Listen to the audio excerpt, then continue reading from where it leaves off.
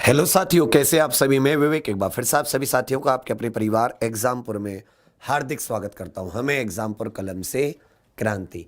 तो अभी आप लोग बहुत दिनों बाद एनटीपीसी के बारे में मेरे साथ कुछ खबर सुन रहे हैं, या बहुत दिनों बाद एनटीपीसी के बारे में मैं कुछ, क्योंकि कई दिनों से मैं देख रहा था आप एनटीपीसी वाले जो बच्चे हैं उनका पता नहीं क्यों मोटिवेशन लेवल गिरता जा रहा है। बाबू, आपका लड़ाई कोई थोड़ी दिनों की थोड़ी ना है।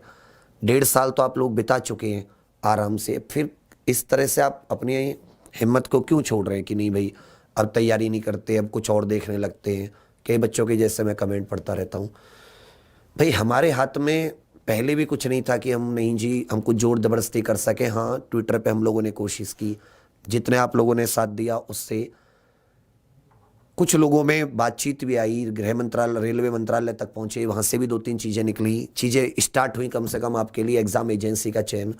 तो मुझे लगता है जैसे ही अब ऑफिस वगैरह खुलने लगे हैं तो जुलाई तक एग्ज़ाम जो एजेंसी है उसका चयन हो जाएगा। और अगर जुलाई तक एग्ज़ाम एजेंसी का चयन हो जाता है तो कुछ भी करके आपका टियर 1 जो CBT 1 था, इन लोगों की भी कोशिश है कि वो इसी वर्ष हो जाए जो टियर 1 है। फिर आप लोग सो जाते हैं, अपने हक की बात तो आप पे कभी करनी आती नहीं है। हमेशा से कहा एकता के साथ यूनिटी में अगर आप लोग ट्वीट करें, आप लोग कोशिश करें, हम सब लोग मिलकर पत्र लेटर कुछ भी करके, तो कम से कम कुछ तो कहानी आएगी। तो अभी क्या है कि कोरोना की वजह से मई में ही आपकी एजेंसी का चयन होना था, लेकिन उसको बढ़ के वो जून और अब जुलाई, तो जुलाई के एंड तक मुझे लगता है आपकी एक एजेंसी का चयन हो जाएगा। जुलाई तक आपका चयन हो जाता तो इस वर्ष से CBT 1 होना ही होना है। तो मैं आपसे थोड़ा सा अब यहाँ पे आपकी स्ट्रेटेजी को थोड़ा सा बदलने की कोशिश करूंगा। मैं आपसे ये कहूंगा कि चलो ठीक है, आप एनटीपीसी की तैयारी तो कर रहे हैं, क्योंकि वो एक साथ एक समय का गेम नहीं है कि वो एक समय का गेम हो। वो CBT 1 का भी है, वो CBT 2 का भी है, और बच्चा उसमें आगे और भी कुछ चीजें हैं। कुछ के तो आगे भी, चाहे वो जो लोग टाइपिंग आइपिंग के लिए हैं, वो जो लोग जिनका साइको वाइको होना है, कुछ ऐसे भी उसमें कैटेगरीज थी। तो आपकी लड़ाई लंबी है। इसके साथ आप करना चाहें तो आप एसएससी को इंक्लूड कर सकते हैं। एसएससी को साथ में तैयारी कर सकते हैं।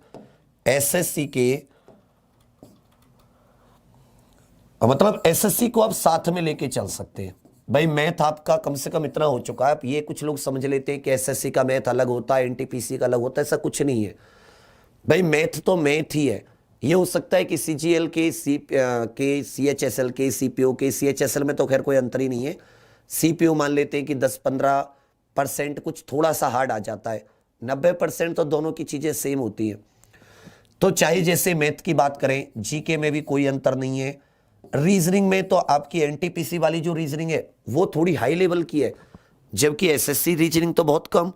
तो 3 सब्जेक्ट तो आप कॉमन तैयारी कर ही रहे हो, करंट अफेयर भी पढ़ रहे हो सब भी। और इंग्लिश में आप जानते हो संजीव सर भी हैं, राहुल अग्निहोत्री सर भी हैं, प्रिंस सर भी हैं, तीनों की क्लास चलती है। आपको इनमें से जिनकी क्लास पसंद आ रही हो, भाई थोड़ी सी, जैसे मैंने आपको कुछ दिन इंग्लिश की क्लास कराई थी, तो बस थोड़ा सा आपको दिमाग में अपने आप को, ये दिमाग अपने अंदर खुद को विश्वास दिलाने की जरूरत है कि ये सब्जेक्ट आसान है, मैं इसको कर सकता हूं बराबर तैयारी से, ये उतना टफ नहीं है।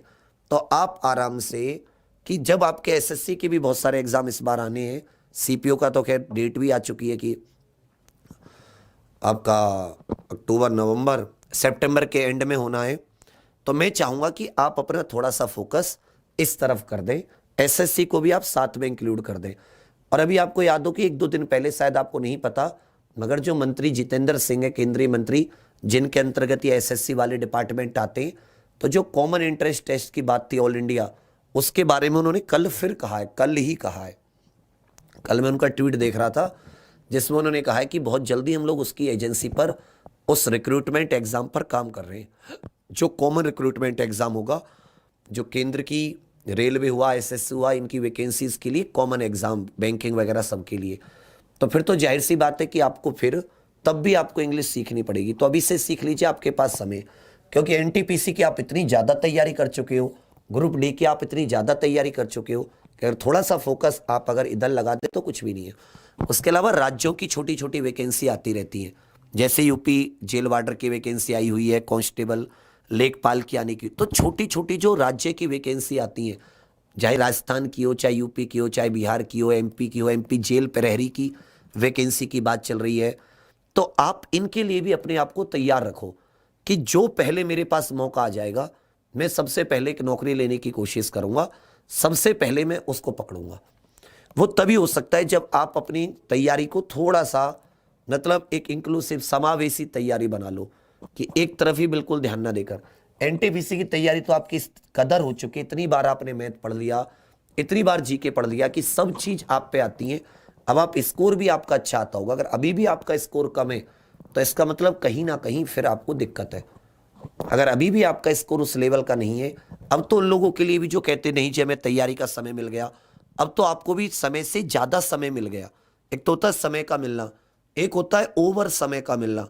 अब तो ओवर से भी ओवर हो गया। अब हम में से कोई शिकायत नहीं कर सकता नहीं जी मेरी तैयारी अधूरी है, मैं नहीं कर सकता, या मेरे पास समय नहीं था।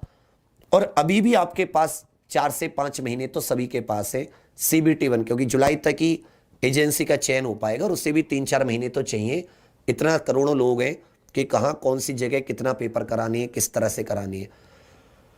तो आप लोग से बहुत ज़्यादा अच्छी से मैं एक बात कहना चाहूँगा कि अपनी तैयारी में थोड़ा सा अपना लेवल इस तरह से बढ़ा लो कि अगर राज्य की भी इंक्लूड कर पाओ थोड़ा बहुत, किसी हफ्ते में एक दिन राज्य को देकर बिहार स्पेशल पढ़ लिया, यूपी स्पेशल पढ़ लिया, राजस्थान स्पेशल पढ़ लिया, या एसएससी के साथ इंग्लिश आदि को भी आप इंक्लूड कर पाओ तो आपके लिए बहुत ज़्यादा जरूरी है। वो कहते हैं ना कि इंसान को इस तरह तैयार होना चाहिए कि कैसी भी उसके सामने परिस्थिति आए वो उनको तैयार कर, उसको झेल पाए, उन परिस्थितियों से वो निकल पाए, उन परिस्थितियों को अच्छे से झेल पाए। समझ रहे हैं मेरी बात? समाधान। तो ये मैं आपसे कहना चाहूंगा। बाकी एनटीपीसी का जीके इससे बहुत आगे लेवल का, आपने वो सब तैयार कर लिया, चाहे फिजिक्स की बात हो, केमिस्ट्री की बात हो, बायोलॉजी की, एक जो जनरल तैयारी होती है। अब जरूरी नहीं कि आपको उसमें एकदम साइंटिस्ट बनना है कि अगर सेल की बात हो रही है तो सेल के अंदर घुस के निकल आना है, सेल के एकदम कोने कोने को गिन लेना है, ऐसा नहीं। एक जनरल जो चीजें होती हैं सामान्य, कभी कभी क्या होता है कि हमें आती हुई चीज हम रिवीजन नहीं करते और गलत करके आते हैं, और हमें कम चीजें आती हैं, हमने उनका रिवीजन करा होता है, तब भी हम ऑप्शन को डिलीट करके आंसर दे देते हैं। ऑप्शन को डिलीट करके हम लोग आंसर दे देते हैं। तो मैं चाहूंगा कि आपकी जितनी तैयारी है आप उसको बेहतरीन तरीके से अंजाम दें। फिर आपने अभी भी करंट अफेयर पर उतना गौर नहीं किया, आपका इस समय कर्तव्य बनता है कि आप करंट अफेयर पर पूरा ध्यान दें। तो सुबह 6:30 बजे वाली जो करंट अफेयर की क्लास है उससे तो आप कतई लेना मत भूला कीजिए। और अभी 2019 के से जो मतलब का प्रीवियस जो करंट अफेयर है, थोड़ा सा डेट्स वगैरह के बारे में पता चले तो आप लोगों में भी जोश आ जाए, हमें भी लगे कि हाँ ये लोग पढ़ना चाहते हैं।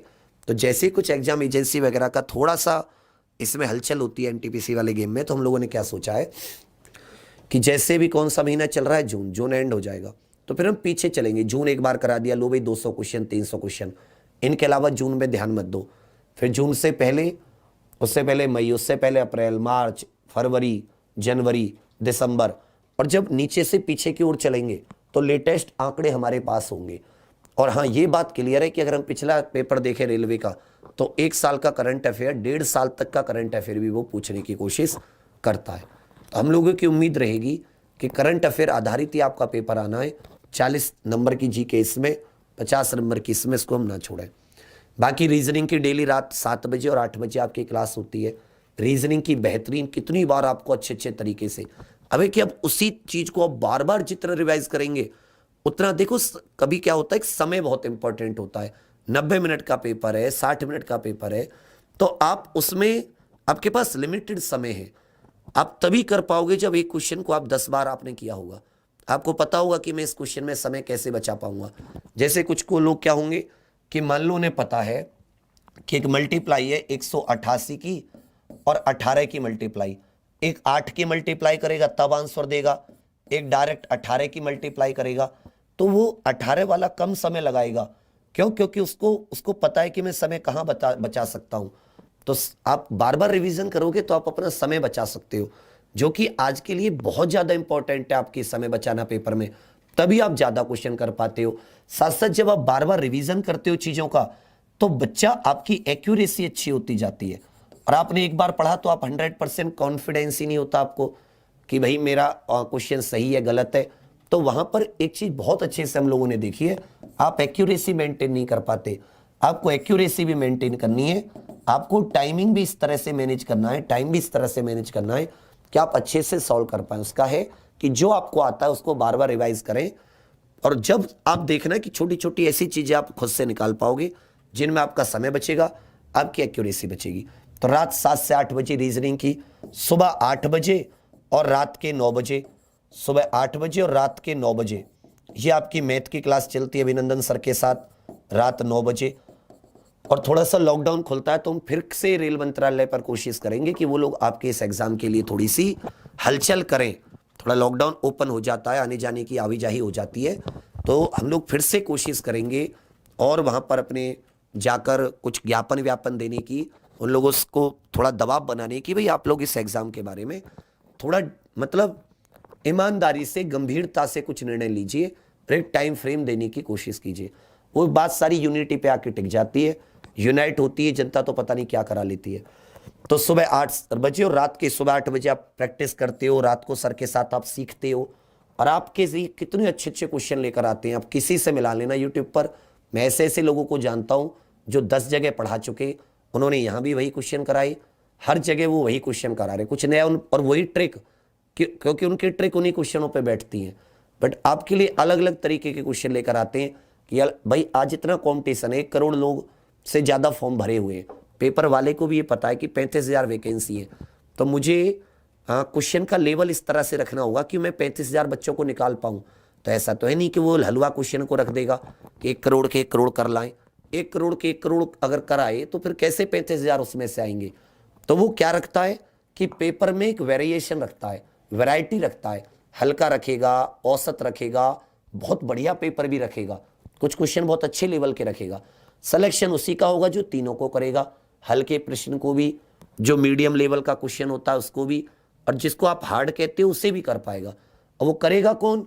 जो रेगुलर तैयारी करेगा, विविध प्रकार के प्रश्नों को देखेगा। कहीं से भी आप कई लड़ाई, आपका कोई भी, कहते हैं ना जब लड़ाई लड़ी जाती है, आपने बाहुबली पिक्चर देखी होगी, उसमें देखा है कि मतलब हर एक छोर को सेना को बचाना बहुत जरूरी होता था। कोई भी कमजोर अगर पड़ गया तो वहीं से सेना युद्ध हार जाती थी, दुश्मन वहीं से उनके घेरे में प्रवेश कर लेता था। तो यही जरूरी है आज के समय में इतने कंपटीशन में। इसी तरह ग्रुप डी वाले बच्चे, तो भाई ग्रुप डी वालों का भी अभी इनकी तरफ से तो इस मामले में तो कोई, क्योंकि इनके आप लोगों का तो खैर जो शुरुआत की डिटेल्स होती है वो सब पब्लिश वगैरह हो चुकी थी, लेकिन उसके बाद में ना तो कोई एग्जाम एजेंसी को लेकर इनका कोई आया ही नहीं। तो ग्रुप डी में भी वही है, इसमें तो खैर ज़्यादा कुछ है भी नहीं। साइंस पोर्शन पे थोड़ा स्पेशल ध्यान देना है, करंट अफेयर स्टैटिक पोर्शन पे जीके हो जाएगा, बाकी मैथ और रीजनिंग है। तो थोड़ा सा अगर ये लॉकडाउन खुलता है तो हम अपनी तरफ से पहले की तरह और भी कोशिश करने की करेंगे कि किस तरह एनटीपीसी को बेहतरीन बना सकते हैं। एक आप लोगों से था कि जिसको अपनी तैयारी पे थोड़ा उतना है कि भाई मेरी तैयारी उतनी लेवल की नहीं है, या मुझे और अभी बिल्कुल जीरो से पढ़ना है, तो और या रिवीजन करना है, तो अपना एक परिवर्तन बैच था, हालांकि उसकी डेट पूरी होगी लेकिन अभी भी वो अवेलेबल है। अगर आप लेना चाहें तो वो एनटीपीसी ग्रुप डी के लिए परिवर्तन आपको बहुत मदद करेगा, बहुत ज़्यादा हेल्प करेगा। ठीक है, तो चलिए आप हिम्मत मत हारिए, हौसला रखिए और अपनी तैयारी जैसे मैंने समझाया थोड़ी वृहत्त कर दीजिए, और चीज़ों को भी इंक्लूड कि अगर मान लो इसमें कोई दिक्कत होती है तो मैं स्विच कर दूंगा, मैं कुछ मतलब जो भी मेरे सामने पहले आएगा मैं उसकी तैयारी करूँगा। बाकी आपका एग्ज़ाम होगा और जल्दी हम लोग भी जैसा हमसे बन पाएगा एग्ज़ाम एजेंसी को लेकर इन सबसे कहेंगे कि भाई आप लोग थोड़ा सा इसको गंभीरता से लीजिए, इसको हल्के में लाइट वे में मत लीजिए।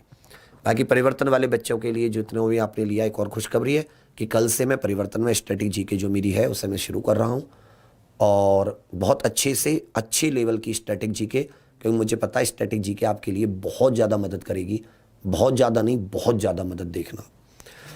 तो चलिए फिर आज की क्लास को यहीं पे समाप्त करते हैं। हौसला रखिए, खुश रहिए, आपका समय भी आएगा, जरूर आएगा। इतने दिन गुजार लिए, तैयारी करते रहिए, कुछ समय और गुजार लीजिए, दिन आपका भी जरूर आएगा।